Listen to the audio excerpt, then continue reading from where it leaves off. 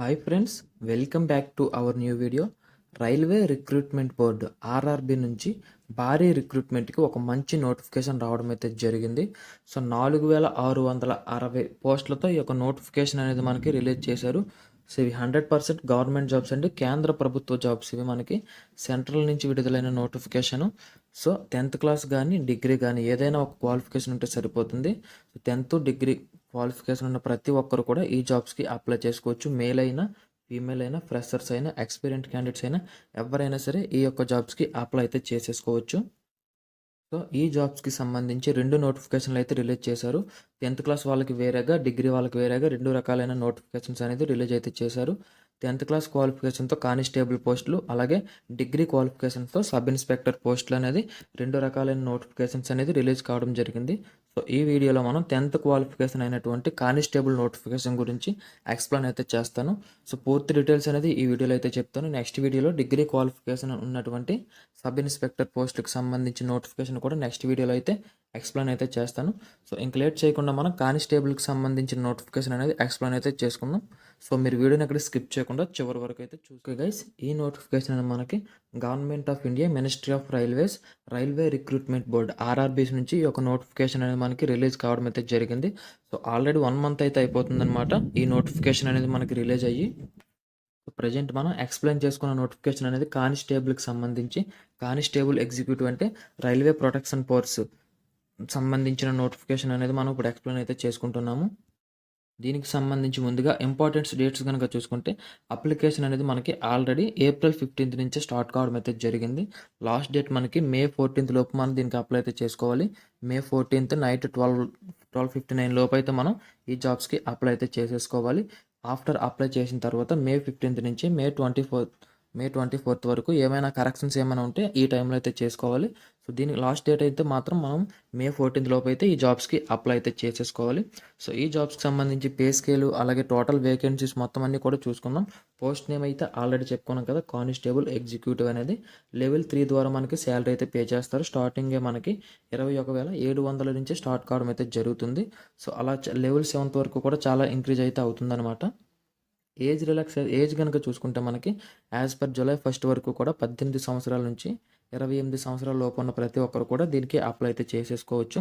Age relaxation కూడా ఉంది, నేను కింద అయితే చూపిస్తాను. అలాగే వేకెన్సీస్ చూసుకుంటే టోటల్ కానిస్టేబుల్ పోస్టులు మొత్తానికి మనకి 4,208 పోస్టులు అయితే ఈ యొక్క నోటిఫికేషన్ ద్వారా మనకి రిలీజ్ కావడం అయితే జరిగింది. సో వేకెన్సీస్కి సంబంధించి పూర్తి డీటెయిల్స్, అలాగే సిలబస్కి సంబంధించి పూర్తి డీటెయిల్స్ కూడా నేను వేరొక వీడియో అయితే నేను చేస్తానన్నమాట. సో వేకెన్సీస్ అనేది మేల్ కింద ఉన్నాయి, ఫీమేల్ కింద ఉన్నాయి, జనరల్ కింద ఉన్నాయి, రిజర్వేషన్ వాళ్ళకి ఎన్ని ఉన్నాయి అన్నమాట, ఎస్సీ ఎస్టీకి, ఓబీసీ వాళ్ళకి, ఈడబ్ల్యూఎస్ వాళ్ళకి ఎన్ని ఉన్నాయి సపరేట్గా కూడా నేను అన్నీ కలిపి ఒక వీడియో కింద అయితే చేయడం అయితే జరుగుతుంది. సో ఇండియాలో ఉన్న ప్రతి ఒక్కరు కూడా ఈ జాబ్స్కి అప్లై చేసుకోవచ్చు. ఏపీ, తెలంగాణ ఎవరైనా సరే ఈ యొక్క జాబ్స్కి అప్లై అయితే చేసుకోవచ్చు. ఏజ్ రిలాక్సేషన్ గురించి ఆల్రెడీ చెప్పాం కదా, 18 సంవత్సరాల నుంచి 28 సంవత్సరాల లోపల ప్రతి ఒక్కరు కూడా దీనికి అప్లై అయితే చేసేసుకోవచ్చు. ఎస్సీ ఎస్టీ వాళ్ళకి 5 years, ఓబీసీ వాళ్ళు నాన్ క్రీమీ లేయర్ సర్టిఫికేట్ అయితే ఉంటుంది కదా, వాళ్ళకి 3 years ఏజ్ రిలాక్సేషన్ కూడా వీళ్ళు మెన్షన్ అయితే చేశారు. అలాగే ఎడ్యుకేషన్ క్వాలిఫికేషన్ ఆల్రెడీ చెప్పాం కదా, ఈ కానిస్టేబుల్ పోస్టులకి మినిమం మనం 10th క్లాస్ క్వాలిఫై అయితే సరిపోతుంది. 10th క్లాస్ కానీ 10th ఈక్వల్ అయినటువంటి కోర్స్ ఏదైనా సరే క్వాలిఫై అయితే సరిపోతుంది. ఈ జాబ్స్కి మనం అప్లై అయితే చేసేసుకోవచ్చు. ఎగ్జామినేషన్ ఫీజు అనేది జనరల్ క్యాండిడేట్స్ అందరికీ కూడా 500 రూపీస్ అయితే ఉంటుంది. సో 500 రూపీస్లో 400 రూపీస్ మనకి రిఫండ్ అయితే చేస్తారు.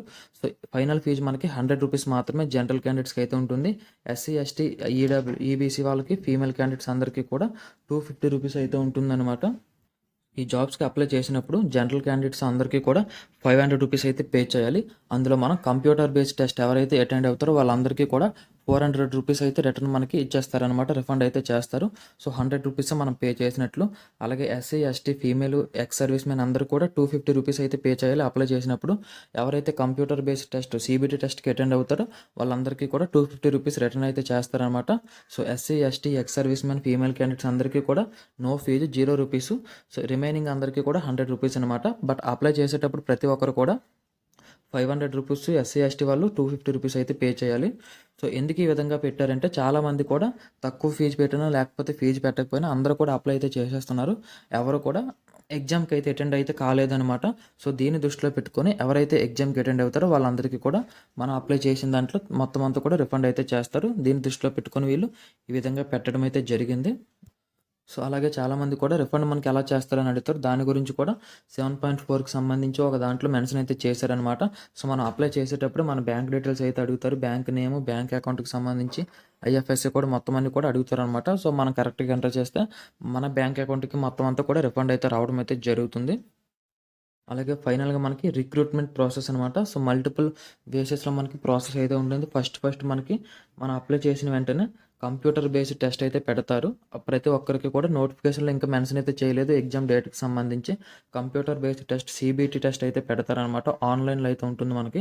అది క్వాలిఫై అయిపోయిన అందరికీ కూడా పీఈటీ అయితే ఉంటుందనమాట. ఫిజికల్ ఎఫిషియన్సీ టెస్ట్ పీఈటీ అయితే పెడతారు. పీఈటీ కూడా కంప్లీట్ అయిపోయిన వాళ్ళకి ఫైనల్‌గా మనకి డాక్యుమెంట్ వెరిఫికేషన్ డీవీ అయితే ఉంటుంది. సో, డీవీ కూడా క్వాలిఫై అయిపోతాం. జాబ్ అయితే సక్సెస్‌ఫుల్‌గా మనం గెయిన్ చేసినట్లే.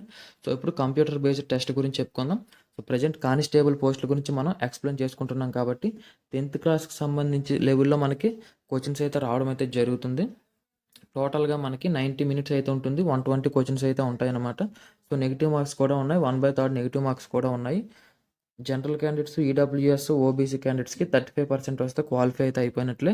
ఎస్సీ, ఎస్టీ వాళ్ళకి 30% వస్తే చాలనమాట. ఈ ఎగ్జామ్ మనం క్వాలిఫై అయితే అయిపోయినట్లే అనమాట. దీనికి సంబంధించి సిలబస్ గురించి కూడా నేను నెక్స్ట్ వీడియోలో క్లారిటీగా స్టెప్ బై స్టెప్ ఎక్స్‌ప్లెయిన్ అయితే చేస్తాను. అలాగే ఫిజికల్ ఎఫిషియన్సీ టెస్ట్ పీఈటీ కూడా పెట్టారు. ఎవరైతే మేల్ క్యాండిడేట్స్ ఉన్నారో మేల్ క్యాండిడేట్స్ అనేది 1600 మీటర్స్ 5 మినిట్స్ 45 సెకండ్స్‌లో రన్ అయితే చేయాలి. సో, ఫీమేల్ క్యాండిడేట్స్‌కి అయితే 800 మీటర్స్ అయితే ఉంటుంది. అలాగే లాంగ్ జంప్, హై జంప్ అనేది మేల్‌కి, ఫీమేల్‌కి కూడా పెట్టడం అయితే జరిగింది. హైట్, చెస్ట్ కూడా పెట్టడం అయితే జరిగింది. చెస్ట్ అనేది ఓన్లీ మేల్ క్యాండిడేట్స్‌కి అయితే ఉంటుంది. హైట్ అనేది మేల్, ఫీమేల్‌కి అందరికీ కూడా ఉంటుంది. 165 మేల్, 157 ఫీమేల్ క్యాండిడేట్స్‌కి హైట్ అయితే ఉండాలి. చెస్ట్ అనేది 80 అయితే ఉండాలి. ఎక్స్టెండ్ చేసేటప్పుడు 85 అయితే ఉండాలనమాట. సో, ఈ విధంగా పీఈటీ కూడా మనం కంప్లీట్ అయితే చేసేసుకోవచ్చు. సో, ఫైనల్‌గా మనకి హౌ టు అప్లై ఈ యొక్క జాబ్స్‌కి మనం ఎలా అప్లై చేయాలంటే కింద డిస్క్రిప్షన్‌లో లింక్ అయితే పెట్టాను. అక్కడ క్లిక్ చేయగానే డైరెక్ట్‌గా ఆర్ఆర్‌బీకి సంబంధించి అఫీషియల్ వెబ్‌సైట్‌లోకి మీరు ల్యాండ్ అయితే అవుతారు.